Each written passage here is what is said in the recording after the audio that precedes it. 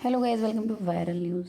तो guys, Vivian की wife Chahat का ऐसा सपोर्ट सिस्टम बन के आई है ना, सच में। और उन्होंने चाहत के बारे में कुछ ऐसा बोला कि रुला दिया। जी हाँ। और चाहत और विवियन की दोस्ती भी करा रही है। एक्चुअली काफ़ी सारी बातें हैं जो लाइव में हुई हैं, मैं सब कुछ आपको बताती हूँ बारी बारी से। ये तो अभी का है, जस्ट अभी का। सब डिनर कर रहे हैं लाइव में।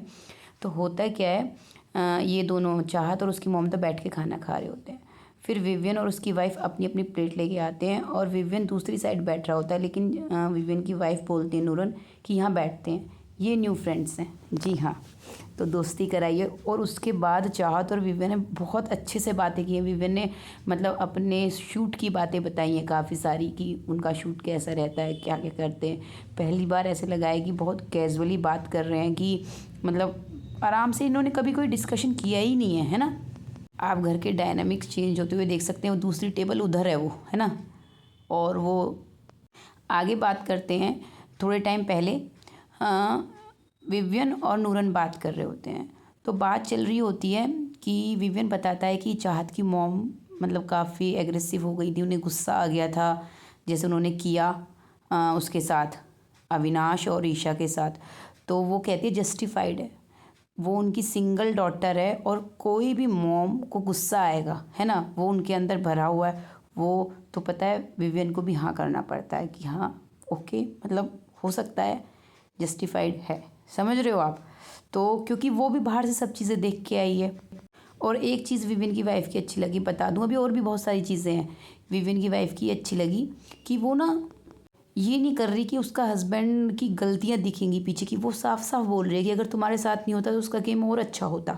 मतलब पिछली चीज़ें कवर अप करने की कोशिश नहीं कर रही, जो गलती हो गई उसको बता रही है। देखो यहाँ वो चाहत के साथ आके बैठती है। एक्चुअली विवियन यहाँ से अंदर चला जाता है, नूरन अकेली बैठी होती है। फिर ना चाहत इसके पास जाती है कि आप आ जाओ हमारे साथ बैठ जाओ, आप अकेले बैठे हो, क्योंकि वो अकेले बैठे होते। तो वो जाके उनके पास बैठते, थोड़ी बहुत बातें होती हैं उनकी। और इसके अलावा क्या होता है, यहाँ पे देखो, यहाँ पे वो इमोशनल वाला मोमेंट अलग है कि रोना आ जाएगा सच में। किसी ने इतनी चाहत की तारीफ़ नहीं की, अच्छा नहीं बोला। यहाँ पे ना विवियन अपनी वाइफ को अंदर लेके आता है। नो नो, विवियन अंदर होता है और यहाँ पे नूरन वहाँ से बाहर से चाहत को लेके आती है चाय बनवाने के लिए। जी हाँ। और पता है विवियन यहाँ सबको बताता है कि इसकी फेवरेट चाहत है, तो सब ओ करने लगते हैं विवियन के लिए, उसका मजाक सा लेने लगते हैं, टीज़ करते हैं, क्योंकि विवियन और चाहत का तो इतना झगड़ा होता है, लेकिन विवियन की वाइफ की फेवरेट चाहत है। यहाँ बहुत बुरा लगता है, काफ़ी लोगों को मुँह बन जाता है।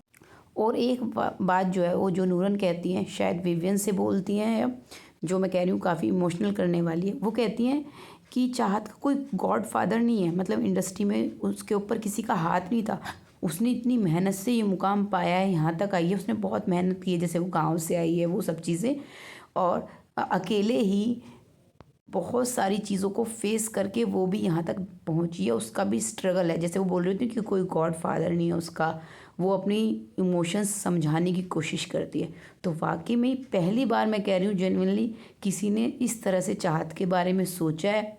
और रही बात, लोग बोल रहे हैं काम के लिए, अपने हस्बैंड के लिए कर रही है, सीरियल बनवाएगी। नहीं नहीं, ऐसा नहीं है।